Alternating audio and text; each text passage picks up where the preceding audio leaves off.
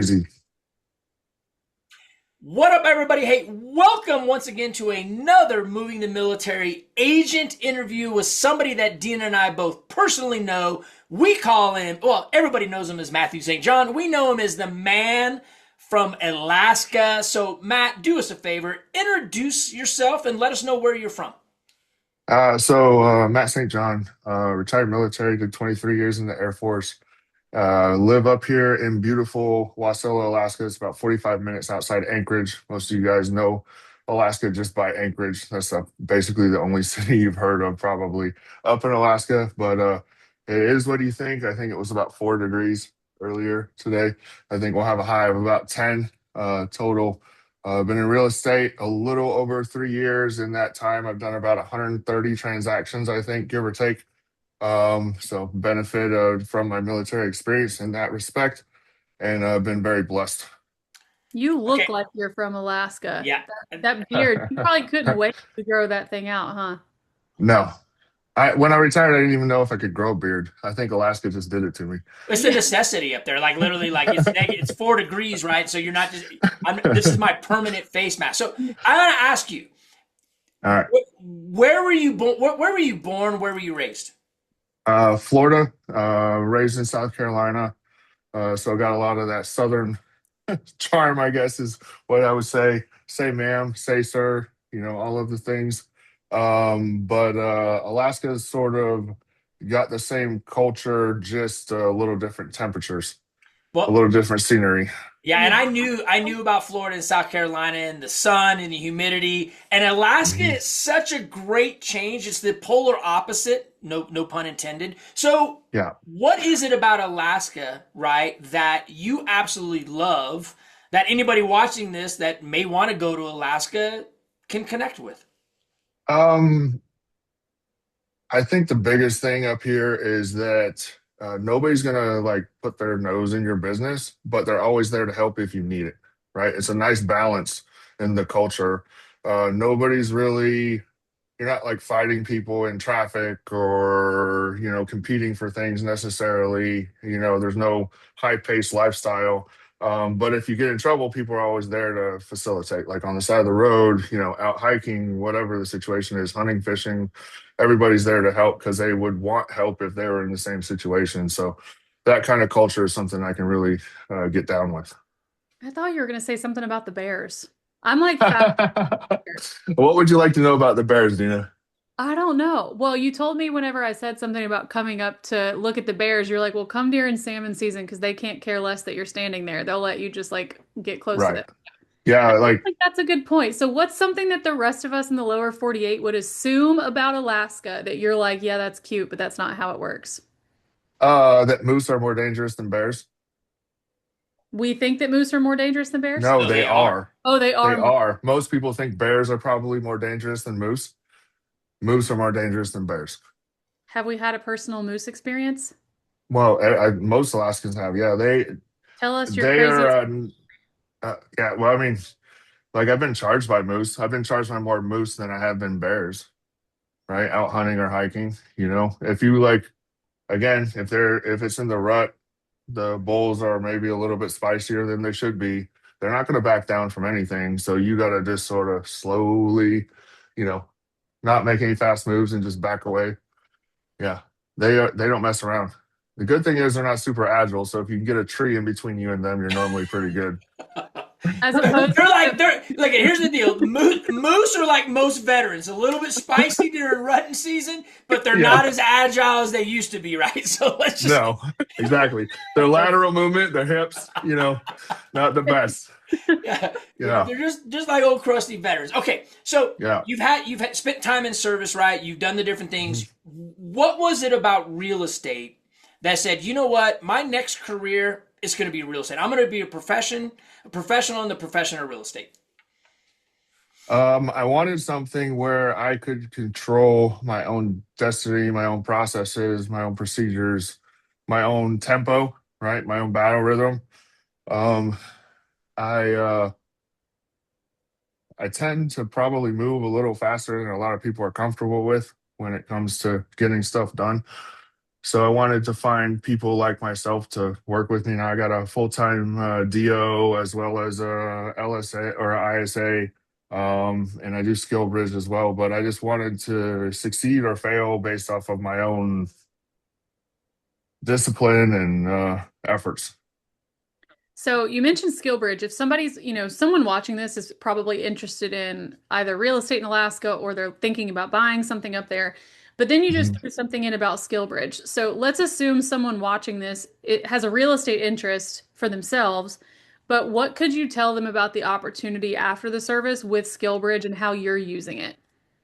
So I'm actually the only real estate company in Alaska that's a SkillBridge partner right now. What DoD is SkillBridge SkillBridge? partner. What is So SkillBridge? SkillBridge is a program where 4 to 6 months from separation, whether they're going to just separate or retire or whatever the situation may be, their command can release those individuals to me to get trained up on how to do real estate, get their license, get their momentum going, get trained, get all the classes during that time, and transition while they're still receiving full military pay and benefits before they're actually gone through their final out, right? Which is the last day in the military.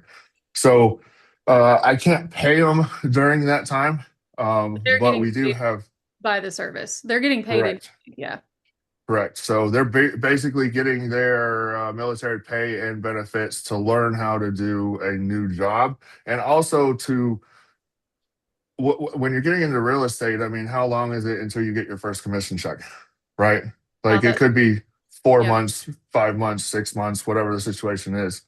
So it gives you a little bit of buffer, a little bit of a parachute when you're getting into something like real estate, where you're not going to be worried about your bills, which can really help you focus on what the task at hand instead of being a little bit of a desperation, frantic mode during the transition. Well, Um, I- I know me and you talked about it, and I think one of the things you said, Matt, was like it's such a benefit because of the fact that hey, they are going to get, depending on the service and the command's approval, 4 to 6 months of their active duty pay, which means they can actually focus on learning the skills, learning the knowledge, the process and steps, because and actually have a little bit of a marketing budget, build their data, all the things that most agents skip over because they got to get a paycheck. They have right. the advantage to actually learn the skill, learn the job, learn what works, the process, all those things without the threat of, oh my Lord, how am I going to pay my bill next month? So by the time they build a business and they make the transition, the future business is already coming in. Yeah, exactly. And let's be honest, like clients can smell desperation on realtors, right? When they're a little too hungry or a little too excited or a little too desperate, whatever the situation. That's not a good mindset to go into a listing appointment or a buyer orientation or otherwise with, right? Another thing it helps with is it sort of lets the military member decompress a little bit and get used to working around civilians a little bit. Because let's be completely honest, it's a completely different culture environment, right? When you're transitioning out, especially if you did 20 plus years. So give them that space in a structured environment, because again, I'm military. Everybody in my office is military, but we're in a civilian environment. So it's sort of like going from the hot water to the lukewarm water, you know, We're not transitioning cold, slowly. we're Yeah. not Yeah, we're cold. not cold plunging them, right? We don't want to cold plunge them into civilian life. We got it. Okay. No. So you, after service, right, and you have a Yes, sir. passion and you're talking about SkillBridge, and which is just another servant heart from you, a service of giving back to those like us, right? What was it about the military niche, right? That military buyer and seller that is just so important to you in helping them? I think that they're try to say this in the most delicate way possible. I don't think there's enough skill in the marketplace to handle the situations and the needs of the military members to the level that they deserve, is You what I would know, say. you know what's so funny to me? Mhm. A year ago, you wouldn't have worried as much about saying it in a delicate way. You've grown so much since we first met you. You're like You're adjusting. You're more lukewarm now. I Yeah, love I, I was growth. gonna. I'll never Less forget. spicy. Yeah, I'll never forget 2 years ago, me and you sitting at a conference one time. It was extra spicy that day. So, Yeah. yeah. So what you're saying is, so what I hear you saying is that a lot of agents out there aren't ready for the situation that military families have. What are you referring to? Well, Oh, well, go ahead, Dina. I also want to add something. I think that I've PCSed a bunch, Matt's PCSed a bunch, Matt St. John, you Mhm. PCSed a bunch, but I think it's an entirely different level of care that needs to be taken for someone who PCSs to no man's land, right? Like to Right. Alaska or overseas That's or a great point. whatever. It's like, Yeah. what's the level of skill and personal touch involved, as you kind of brought up, for somebody who is PCSing that's only ever lived in Tennessee and now I'm going to worry about the moose and the bear in Alaska, right? So, Right. what does that dynamic bring that you think is important for people to share? Well, there's two sides to that, right? So there's the outdoor stuff that they're going to have questions about, right? If they're outdoor oriented or just have worries about the outdoor stuff. And if I don't participate in that outdoor stuff like snow machining, skiing, hunting, fishing, hiking, camping, all of that stuff, I can't explain it or connect them to the networks or the people that they need to get connected with to enjoy those things or just know about those things, right? From the military side, it's super, super important. I mean, I was a previous first sergeant in the Air Force, so like I understand all the benefits and entitlements. I know all the officers on base that they need to talk to make sure that they get the answers that they need when they're making those moves. But also, um, just the VA side of it, right? That there's multiple different kinds of VA loans. There's multiple kinds of VA programs. The single close, new construction. There's all those different products and tools that if you're not aware of how they work and they're not aware of how they could apply to a person's situation, they're ultimately going to get disservice from you by just, oh, here's the house, here's the contract, have a nice day, right? And if you don't know how those mechanics work, you're not going to be able to leverage the deal in their favor, whether they're buying or selling. I actually teach a class on base where we talk about VA investing, right? You guys are familiar with it, and get a lot of positive feedback. I think I've taught 140 people over the last 9 months, something along those lines, which is pretty good attendance for that course. Um, and just also realizing that up here in Alaska specifically, our tours are tend to be about 3 years, right? That's a pretty tight turnaround to buy and sell a house and make money. So you got to approach buyers and sellers up here like they're an investor more than just somebody that wants to live in the house. So you got to be able to crunch the numbers and figure out this is a good house, this is a bad house. Do you want to rent after the end of the 3 years? Do you want to just walk away with a check after the end of the 3 years? Are you going to try to extend out here in Alaska? And if so, what does that look like? So it's very personalized to them. It's not just, I'll tell you, like my best lead gen source is other supposed military realtors in the area, right? Because they'll buy with them. I'll talk to them later, and then we'll get them rocking and rolling, and then they're the client, my client from then that point on. I still got clients in the lower 48 that call me, send me properties, and ask me to crunch numbers for them, right? As we're moving through. So I'm curious. This is more of a fun question. yeah. So, when people are PCSing to Alaska for the first time ever, and they're not from an Mhm. environment like that, what are the most common things that they bring to you that they're afraid of, that you have to navigate in addition to? Um, like sometimes they'll ask me if we have like running water in the house. Yeah? Have you? Do you? Let me. I just got to ask. How many times in the last couple of years have you been asked if there's an outhouse?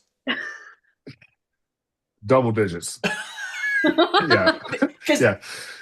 I would think that like it would be like, okay, people have this perception of like, okay, the winters are so Right. harsh there, like this is like Naked and Afraid, this is like those Yeah. those reality shows, like is it really like Right. that, like Is there an outhouse? Do we have running water? Like, do we have to board the doors up from the bears? Or the food Right. in igloo coolers up the trees? Yeah. Yeah, exactly. So the what is it? The Discovery Channel doesn't really do us any favors, No, unfortunately. Yeah, everybody's like, okay, so are the bush people close? Right, I have to exactly. fly a plane to get to the grocery store. I love Right, yeah. So you And got I the mean, running water. What else? What else are people nervous uh about when they PCS to Alaska? I think that one of the biggest misconceptions, like in the lower 48, if you're 30 miles away from something, that's probably an hour drive, right? Give or take most of the time in most places. You agree on that? It's like a 25-minute drive here because we don't have a lot of stoplights. We have a main big highway. It's a 4 lane, 65-mile-an-hour speed limit. So when you're, 20 or 30 miles away from something, you can get there pretty quick.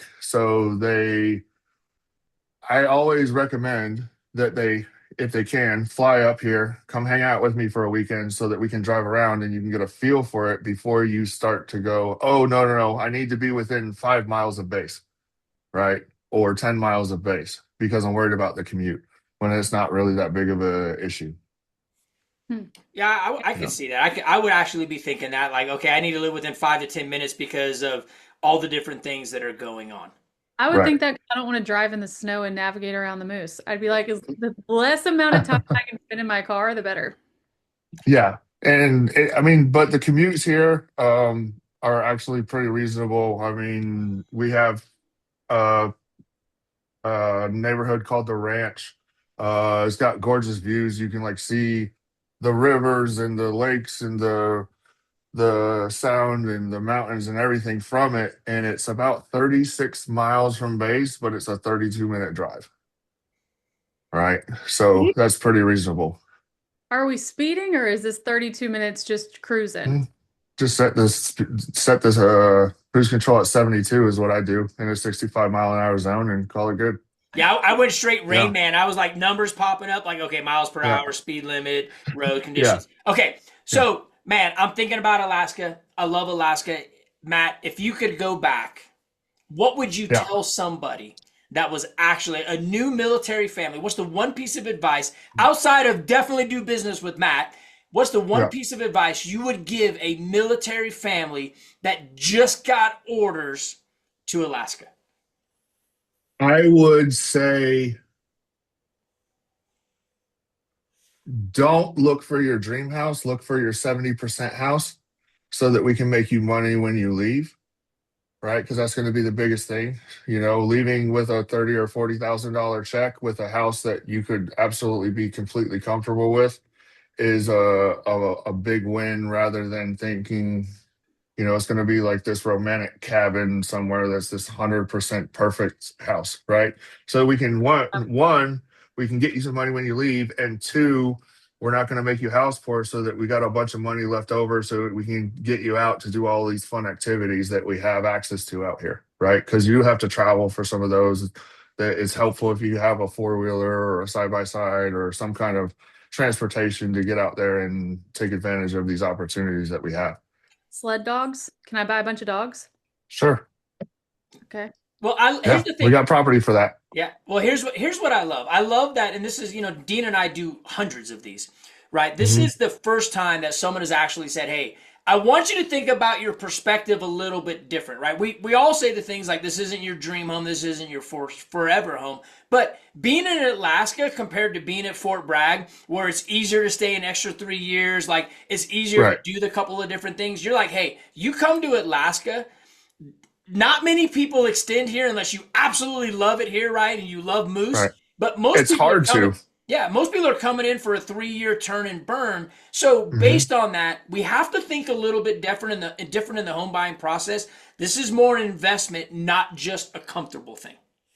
Yeah, absolutely. And because the people that like Alaska love Alaska, right? So the ones that are up here active duty, it's pretty competitive to get that extension approved because everybody's trying, not everybody, but a lot of the people are trying to extend while you're up here, right? So, I mean, if you like it the first year, first 2 years or whatever, I'd start looking at getting that extension streamlined ahead of time instead of waiting until it's, oh, it's almost time to order. So, oh, I need to Epcot now. Well, there's 20 people ahead of you in line, bud. Yeah. Right. So yeah. But definitely the investment mindset. The good thing is up here we have an average of about a 3 to 6% annual appreciation rate per year on properties out in the Valley Inn in Anchorage. So you can make money with the right house, but we just got to make sure it's the right one that will fit the upper end of that appreciation band. I love this. I love the idea. I'm the romantic cabin in the woods type. I'd be like, Dustin, we're buying the romantic cabin in the woods. We're getting some sled dogs. And you're like, you're about to be house poor and you're going to be stuck at home because you can't afford to go sledding. So- Yeah. Exactly. You can't afford the dogs now Yeah, because you bought too you're much gonna be like property. that brand. This is the deal. Here's the deal. You come to Alaska. Let's make a smart decision because you do not want to be like that brand new E3 private that bought the Shelby GT Mustang On that 26% barely interest. can afford the payment, sits in the Right. weekend, right? Plays the radio because it doesn't have gas money, and the chain of command won't let him go out because he doesn't That have would be insurance. me.